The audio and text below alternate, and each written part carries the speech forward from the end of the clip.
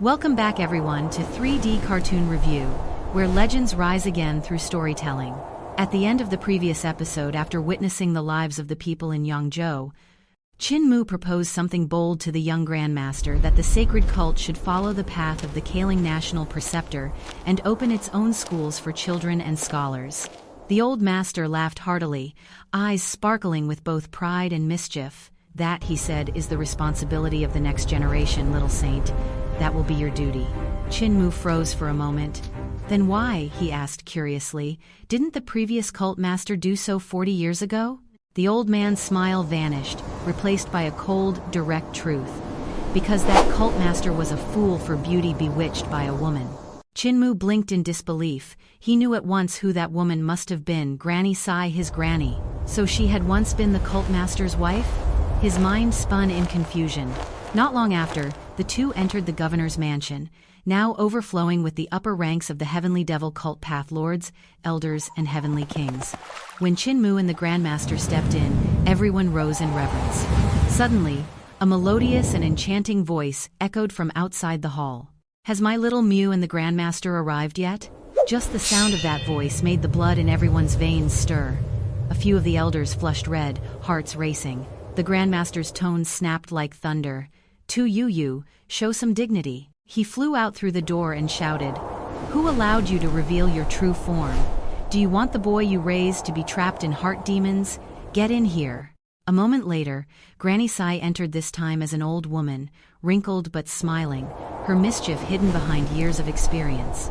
Qin Mu ran forward, taking her hand. "Granny, I knew you were in the Imperial Academy. You're really—" Before he could say her full name, a clear voice interrupted, "The Saintess arrives." Qin Mu turned and froze. A young woman walked in, graceful and radiant, her features identical to Granny Sai's younger self. The same face, the same smile, but a different soul. Qin Mu's head spun. Two of them? All this time he had thought Granny Si was Tu Yongxiang, the Saintess of the previous generation. But now, the real Saintess stood before him, flesh and blood, proud and alive. He realized he had mistaken his granny for her, and even teased her several times before. Around them, the elders began whispering. The Saintess of this generation seems much calmer than the last. The previous one was a true seductress. Granny Si's eyes narrowed dangerously. Another elder added fuel to the fire, chuckling. Indeed, the last Saintess even tried to assassinate the cult master, her own husband. That was enough. Granny Sai slammed her hand on the table and snapped, "Watch your tongues, I'm still here, you fools." Amid the laughter and tension, Qin Mu studied the new Saintess Tu Yongxiang closely. Her beauty was serene, but her gaze sharp, her aura composed.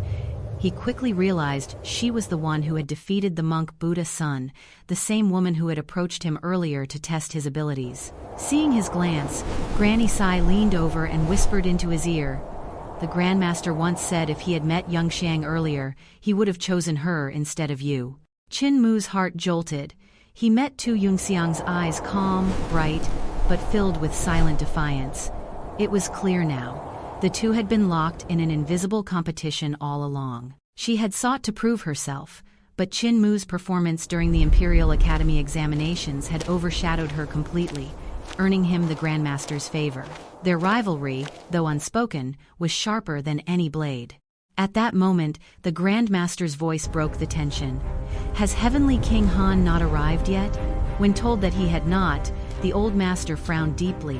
Han's temper was fierce. His absence could mean only one thing. He turned to Qin Mu and said quietly, "You must treat his descendants well in the future." Qin Mu's breath caught. He understood instantly Heavenly King Han was gone. The Grandmaster's expression hardened. "There's no more time to wait." He raised his hand and shouted, 360 paths raise the banners, return to St. Forest Mountain." A blinding wave of divine banners filled the sky, covering the governor's mansion. When they folded inward, the entire estate buildings, people, and all vanished. When Qin Mu opened his eyes again, he was standing atop St. Forest Mountain, a floating range of peaks suspended in the void, bathed in mist and sacred light. It was breathtaking, like the home of immortals. Soon after, the enthronement ceremony began. There was no pomp or lavish display, just the Grandmaster, the elders, and the faithful gathered beneath an ancient pine tree as old as the sect itself. The Grandmaster began to tell the story of the sect's birth. Long ago, he said, our ancestor met a sage, a woodcutter right here, chopping this very pine. The ancestor sought enlightenment, and the sage taught him the Tao for decades. The woodcutter taught that to become a saint, one must establish three things: virtue, deeds, and words. And to do that, one must understand reason, knowledge, and education. Our ancestor then wrote the great abundant heavenly demon scripture, spreading his teachings across the land, founding the heavenly saint cult. But even so, the Grandmaster sighed, our ancestor never achieved sainthood, for he could not complete the path of deeds. When his tale ended, the old master looked at Qin Mu. Will you inherit his virtue, his words, his wisdom, and his knowledge? Qin Mu bowed deeply. This disciple accepts. Then sit, the Grandmaster said, pointing to a large stone beneath the pine. This is where the saint wants Saturday. Whoever takes this seat shall be the cult master and the saint teacher of our order. All around, elders, path lords, heavenly kings, guardians, even the proud Saintess Tu Yongzhou bowed low and declared in unison, greetings to the holy cult master. Thus began the most sacred rite, the transmission of power. The Grandmaster turned toward Granny Sai, voice steady. Li Tianxing, the new cult master has ascended. Will you not appear? Granny Sai's body trembled. A deep, commanding male voice issued from her lips. Disciple obeys the decree of the master. In an instant, the spirit of the former cult master emerged through her, stepping forward and placing a hand upon Qin Mu's forehead. The world blurred. Qin Mu found himself standing in another time watching a woodcutter saint chop pine trees, hearing him speak the Tao for decades. Wisdom flowed like a river through centuries.